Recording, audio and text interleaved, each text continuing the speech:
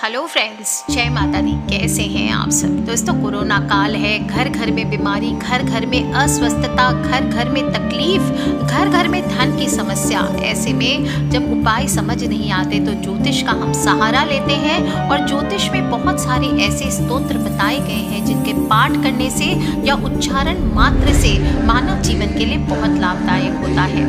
इन्हीं में से एक है शिव तांडव स्तोत्र। जब बात शिव जी की आती है तो वहाँ अद्भुत शक्तियाँ का जिक्र तो होगा ही, क्योंकि समस्त देवी देवताओं में से भोलेनाथ एकमात्र ऐसे देव माने जाते हैं जो भूत प्रेत हो, तांत्रिक सिद्धियाँ हो, सभी के आराध्य माने गए हैं। भूतों के यही गुरु उतने ही भोले भी हैं। और जब ये किसी भक्त पर प्रसन्न हो जाते हैं, उसके जीवन में किसी भी प्रकार का अभाव नहीं रहता, उसके ऊपर किसी का कोई गलत साया, कोई बाधा नहीं रहती है। इतना ही नहीं, जो भी मनुष्य शिव तांडव स्तोत्र का निरंतर पाठ करते हैं, नियमित रूप से करते हैं, उस व्यक्ति पर किसी भी प्रकार की बाधा आती ही नहीं है।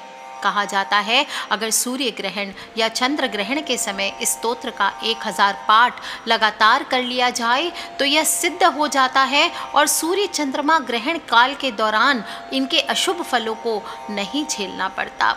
जो भी जातक अपने जीवन में जो भी हासिल करना चाहते हैं वो हासिल कर पाते हैं। और जो भी मनुष्य कुंडलिनी जागरण करते हैं उनको तो विशेष रूप से शिव तांडव स्तोत्र का पाठ जरूर करना चाहिए। शिव तांडव स्तोत्र किसने रचा है? भोलेनाथ के परम भक्त विद्वान शिव शिष्य दशानन लंकाधिपति रावण, ये उन्होंने रचा है। बहुत ही सुंदर स्तुति है, पंचचामर छंद में है। और तांडव शब्द का अर्थ क्या है? तंदुल से बना है, जिसका अर्थ है उछलना। तांडव नृत्य करते वक्त ऊर्जा और शक्ति के साथ उछलना होता है ताकि तन मन और दिमाग शक्तिशाली हो जाए। और कहा जाता है कि एक बार रावण ने शिव जी को अपनी लंका में लाने का सोचा और भगवान शिव को लेने के लिए रावण कैलाश पर्वत पर चला गया। कैलाश पर्वत जाकर रावण को सबसे पहले नंदी मिले, क्योंकि नंदी द्वारपाल है, उनसे पूछे बिना आगे कोई नहीं जा सकता। और नंदी से मिलकर रावण ने उनसे कहा कि वो भगवान शिव को लंका ले जाने के लिए आए हैं। नंदी ने रावण से कहा कि कैलाश ही शिव जी का घर है और वो भला आपके साथ लंका कैसे जा सकते हैं। नंदी की ये बात सुनकर रावण को गुस्सा आ गया और रावण ने नंदी के साथ बुरा व्यवहार किया। इतना ही नहीं, रावण ने नंदी से कहा कि वो बेहद ही शक्तिशाली है और वो अपने साथ पूरे कैलाश पर्वत को लेकर जाएंगे। ये कहकर रावण ने कैलाश पर्वत को उठा लिया, जिसकी वजह से कैलाश पर्वत हिलने लगा। और रावण जब कैलाश लेकर चलने लगे तो शिवजी ने अंगूठे से कैलाश को दबाकर स्थिर कर दिया और रावण का हाथ पर्वत के नीचे दब गया, जिसके चलते रावण को दर्द होने लगा। और फिर रावण शिवजी से माफ़ी मांगने लगा, प्रार्थना करने लगा। और रावण ने 17 श्लोकों का यह शिव तांडव स्तोत्र पढ़ा। जटाटवी कलज्जल प्रवाह पावित स्थले गलेवलम्ब्य लंबिताम्बुजंग तुंग मालिकाम डमड्डमड्डमड्डम निनादवड्डमर्वयं चकार चंडतांडवं तनोतु नः शिवः शिवम्। हे प्रभु, जिनके बालों से बहने वाले जल से उनका कंठ पवित्र है, उनके गले में सांप है जो हार की तरह लटका है, जिनके डमरू से डमट डमट डमट की ध्वनि निकल रही है, जो भगवान शिव शुभ तांडव नृत्य कर रहे हैं, वे हम सबको संपन्नता प्रदान करें। जटाकटाह संभ्रम भ्रमन्निलिम्प नरझरी विलोल वीचि वल्लरी विराजमान मूर्धनि धग धग धग ज्वल ललाट पट्ट पावके किशोर चंद्रशेखरे रति प्रतीक्षणं ममः। मेरे शिव में गहरी रुचि है, जिनका सिर अलौकिक गंगा नदी की बहती लहरों की धाराएं सघन जटा मंडल रूप वन से प्रवाहित होकर शिवजी के पवित्र कंठ प्रदेश को प्रक्षालित करती है, यानी धोती है।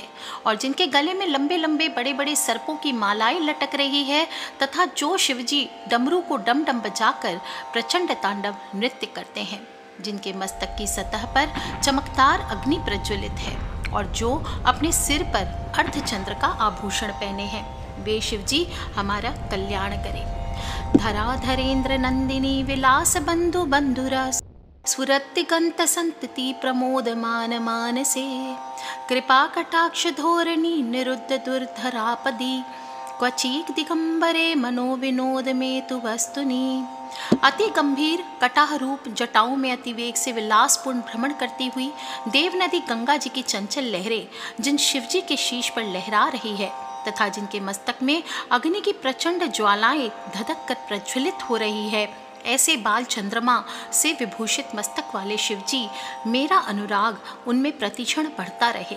मेरा मन भगवान शिव में अपनी खुशी खोजे। इस अद्भुत ब्रह्मांड के सारे प्राणी जिनके मन में मौजूद हैं, जिनकी अर्धांगिनी पर्वतराज की पुत्री पार्वती है, जो अपने करुणा दृष्टि से असाधारण आपदा को नियंत्रित करते हैं, जो सर्वदा व्याप्त है और जो दिव्य लोकों को अपने पोशाक की तरह धारण करते हैं। जटाभुजंग पिंगल स्फुरत्फणामणि प्रभा कतंब कुंकुम द्रव प्रलिप्त दिग्वधूमुखे मदांत सिंधुरस्फुरत्व गुत्तरीय मेदुरे मनोविनोद अद्भुतम बिंबतु भूत भर्तरी। मुझे भगवान शिव में अनोखा सुख मिले जो सारे जीवन के रक्षक हैं। उनके रेंगते हुए सांप का फन लाल और भूरा है और मणि चमक रही है। ये दिशाओं की देवियों के सुंदर चेहरों पर विभिन्न रंग बिखेर रहा है, जो विशाल मदमस्त हाथी की खाल से बने जगमगाते दुशाले से ढका है।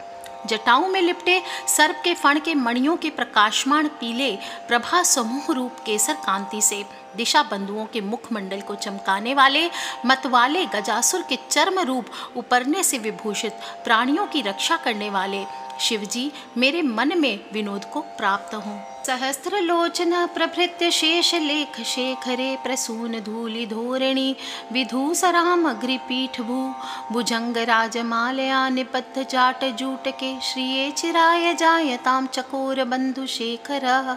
भगवान शिव हमें संपन्नता दे, जिनका मुकुट चंद्रमा है, जिनके बाल लाल नाग के हार से बंधे हैं, जिनका पायदान फूलों की धूल के बहने से गहरे रंग का हो गया है, जो इंद्र विष्णु और अन्य देवताओं के सिर से गिरती है।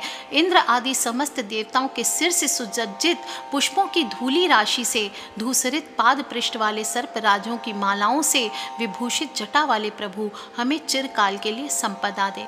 ललाट चत्वर ज्वल धनंजय स्फुलिंग भा निपीत पंचसायकम नम नीलिन पनायकम सुधामयूख लेखया विराजमान शेखरम महाकपालि संपदे शिरो जटालमस्तु नः।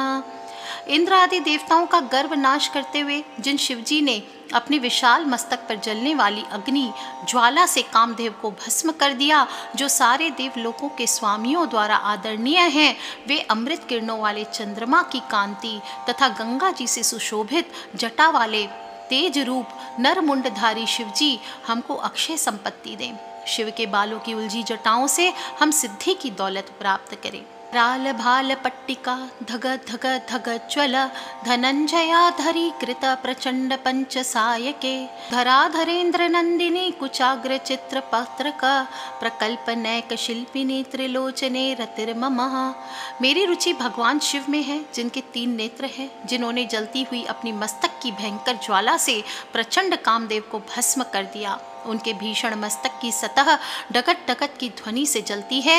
वे ही एकमात्र कलाकार हैं जो पर्वतराज की पुत्री पार्वती के स्तन की नोक पर अग्रभाग पर विविध भांति की चित्रकारी यानी सजावटी रेखाएं खींचने में निपुण है। उस अति चतुर त्रिलोचन में मेरी प्रीति अटल हो।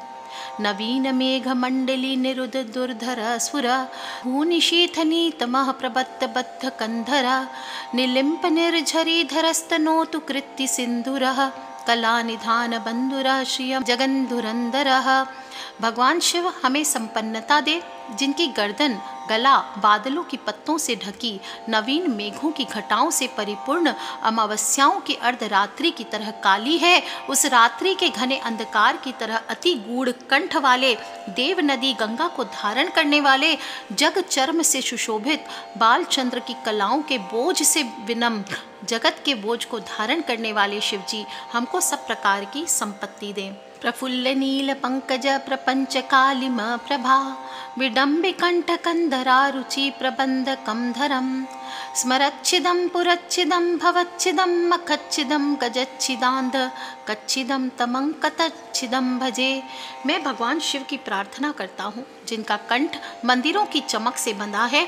नील कमल की फैली हुई सुंदर श्याम प्रभा से विभूषित कंठ की शोभा से उद्भासित कंधे वाले जो ब्रह्मांड की कालिमा सा दिखता है, जो कामदेव को मारने वाले हैं, जिन्होंने त्रिपुरासुर का अंत किया है, जिन्होंने सांसारिक जीवन के बंधनों को, दुखों को नष्ट करने वाले हैं, जिन्होंने बलि का अंत किया, जिन्होंने अंधक दैत्य का विनाश किया, अंधक हाथियों को मारने वाले हैं, गजासुर हंता हैं, जो दक्ष यज्ञ विध्वंसक हैं और जिन्होंने मृत्यु के देवता यम को पराजित किया, उस श्री शिव जी का मैं भजन करता हूँ।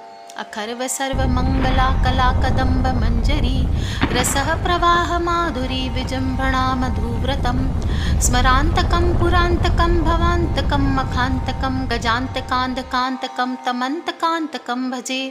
मैं भगवान शिव की प्रार्थना करता हूँ, जिनके चारों ओर मधुमक्खियाँ उड़ती रहती है, शुभ कदम के फूलों के सुंदर गुच्छे से आने वाली शहद की मधुर सुगंध के कारण जो कामदेव को मारने वाले हैं, जिन्होंने त्रिपुर का अंत किया, सांसारिक जीवन के बंधनों को नष्ट किया, जिन्होंने बलि का अंत किया, अंधक दैत्य का विनाश किया, जो हाथियों को मारने वाले हैं और जिन्होंने मृत्यु के देवता यम को पराजित किया, उन श्री शिव जी का मैं भजन करता हूँ। जयत्वद भ्रवी भ्रमा भ्रमा भुजंग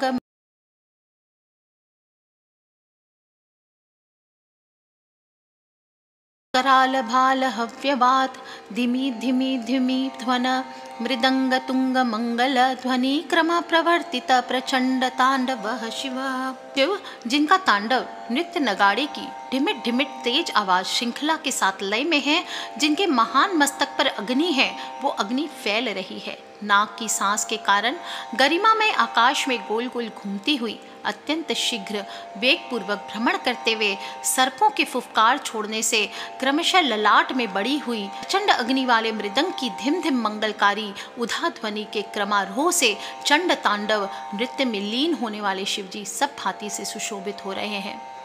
दृशद्दि चित्र तल्पयो भुजंग मौक्तिकम अस्त्रः योगरिष्ठ रत्नलोष्ठयो सुहृदि पक्ष पक्षयो तृणारविंद चक्षुषो प्रजामहि महेन्द्रयो समं प्रवर्तयन् मन कदा सदा शिवं भजे।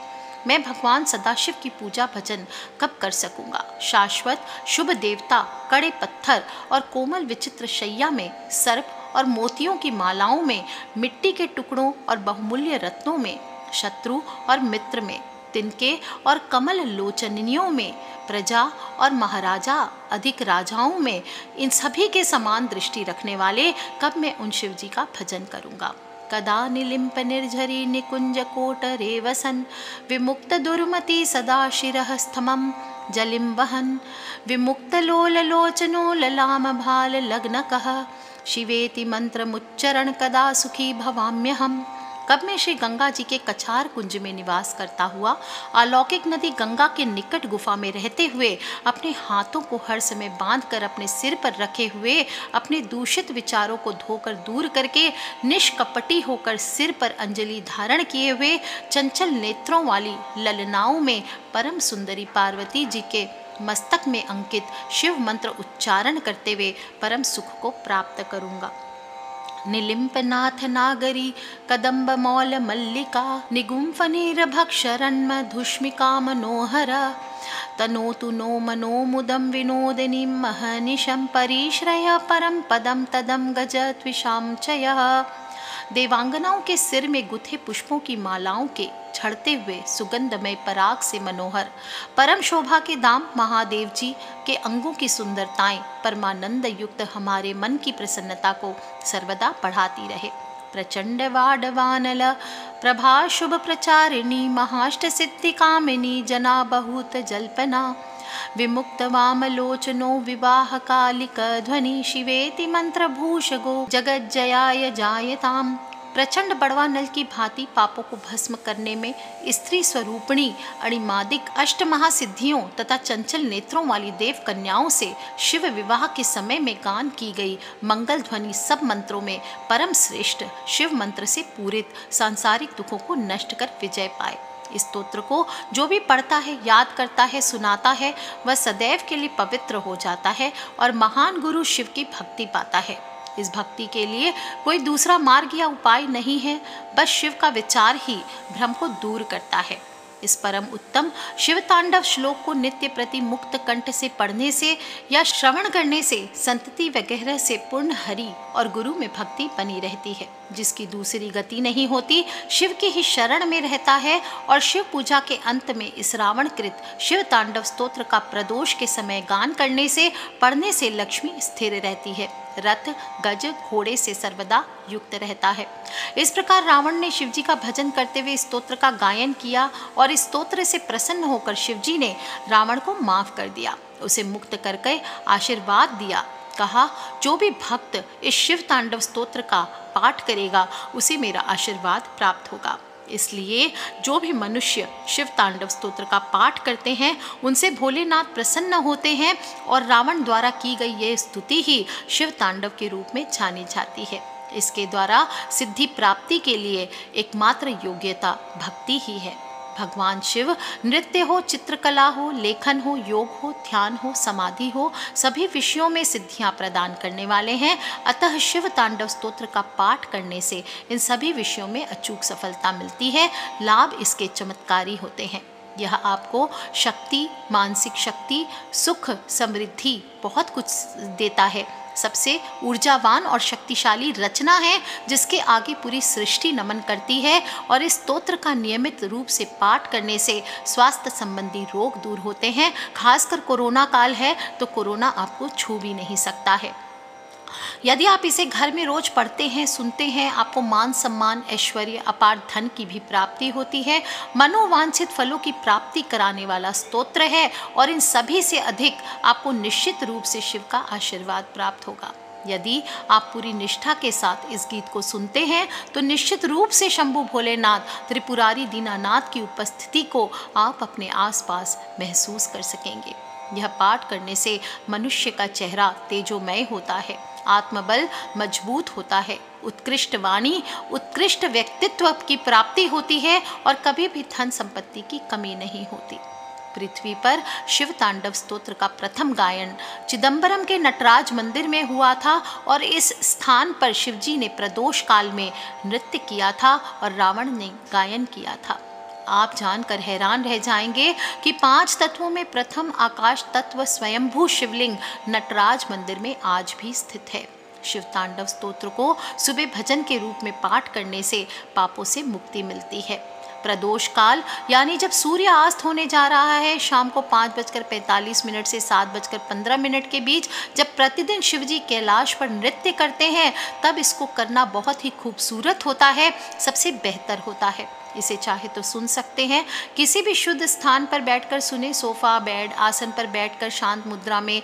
खुद से करेंगे पाठ तो इसे करने से पहले शिवजी की प्रतिमा रख लीजिए, सामने शिवलिंग रख लीजिए, चंदन, पुष्प, नैवेद्य, जल, धूप, दीप आदि समर्पित करें। शिव तांडव स्तोत्र का लाभ ऐसा स्तोत्र है जो गायन करने से या श्रवण मात्र करने से जिसके पास फूटी कौड़ी नहीं है वह भी करोड़पति हो जाता है। जब कभी भी स्वास्थ्य की समस्याओं का कोई तत्काल समाधान न हो पा रहा हो, मृत्यु निकट दिखाई दे रही हो, ऐसे में यह शिव तांडव स्तोत्र का पाठ करना बेहद लाभदायक होता है। जब भी मनुष्य को ऐसा लगे कि किसी भी प्रकार के तंत्र मंत्र, शत्रु, कोई शनि दोष, कोई काल सर्प दोष, सर्प योग आदि परेशान कर रहे हैं, तो यह पाठ करना अत्यंत लाभदायक होता है। इस पाठ को करते समय कुछ बातों का खास ध्यान भी रखना चाहिए। शिवजी से अपनी गलतियों की क्षमा मांगते समय मन को कोमल रखें। शिव तांडव स्तोत्र का पाठ यदि रात्रि में किया गया तो शत्रु पर विजय प्राप्त होती है, लेकिन ध्यान रखें पाठ करने से पहले मन में किसी के प्रति बुरे विचार ना लेकर के आए। शिव तांडव स्तोत्र का पाठ करने से जन्म कुंडली में सर्प योग, पितृदोष, शनि दोष, काल सर्प दोष सभी से मुक्ति मिलती है। सभी लोग, कोई भी जाति के, कोई भी लिंग के, कोई भी व्यक्ति कभी भी किसी भी अवस्था में शिव तांडव स्तोत्र का जप कर सकते हैं। तंत्र हो, मंत्र हो, शत्रु हो, स्वास्थ्य हो, कोरोना हो, लंबे समय से अगर परेशान कर रहे हैं, आर्थिक समस्याएं पीछा नहीं छोड़ रही है, तब शिव तांडव स्तोत्र करने से बहुत अच्छे परिणाम मिलते हैं। ध्यान रखें, एक जागृत और सिद्ध स्तोत्र है शिव तांडव स्तोत्र, इसलिए इसके पाठ में सावधानियां रखना अत्यंत आवश्यक है, वरना इसका संपूर्ण लाभ नहीं मिलता है और सारी साधना व्यर्थ हो जाती है। सबसे ज़रूरी बात है, इस स्तोत्र का पाठ करते समय उच्चारण की शुद्धता रखें। इसलिए मैंने हिंदी में सुनाया है आप सभी को, आप सभी हिंदी में भी पाठ कर सकते हैं अगर संस्कृत में उच्चारण सही नहीं है। और हमेशा धीरे धीरे आराम से पढ़ें ताकि इसे पढ़ने में कोई गलती ना हो। ना ही इसका पाठ करते समय बीच में बोलना चाहिए, ना ही किसी की बातों का जवाब देना चाहिए। पूर्ण ध्यान और एकाग्रता से इसका पाठ करें। जब तक स्तोत्र याद न हो जाए तब तक इसका पाठ करते समय नेत्र की सीध में शिवलिंग रखें या इनका चित्र रखें। जीवन में अपनी अभिलाषाओं को पूरा करने के लिए, अपने जो भी ड्रीम्स हैं उनको पूरा करने के लिए संघर्ष के साथ साथ सभी को शिव साधना ज़रूर करनी चाहिए। खासकर आज की युवा पीढ़ी को, जो लोग भी इच्छा पूर्ति चाहते हैं, उन्नति की कामना चाहते हैं, उनको यह शिव तांडव स्तोत्र गहने की तरह यानी आभूषण की तरह अपनाना चाहिए। कैसी भी मनोकामना हो, 48 डेज तक प्रदोष काल यानी शाम के समय इसे रोज आप पढ़ें या सुने और फिर देखें कैसे आपकी सभी मनोकामनाएं जरूर पूरी होगी। बहुत ही चमत्कारी स्तोत्र है, कोरोना भी नहीं छू पाएगा और सिर्फ 5-10 मिनट लगेंगे आपको। रोज इसे बोलेंगे या सुनेंगे तो आप जो भी मांगेंगे आपको जीवन में तुरंत मिलेगा। तो आप भी इसे रोज सुने और अपने जो भी परिवार वाले हैं उनको भी सुनाएं। शिव जी का सच्ची भक्ति से ध्यान करते हुए इस स्तोत्र का श्रवण करें और क्षमा याचना जरूर करें। किसी प्रकार की भूल चूक हो तो शिव जी से, भोलेनाथ से क्षमा मांग ले। भोलेनाथ है वो तुरंत क्षमा कर देते हैं। आज के लिए इतना ही। जय माता दी। बम बम भोलेनाथ की।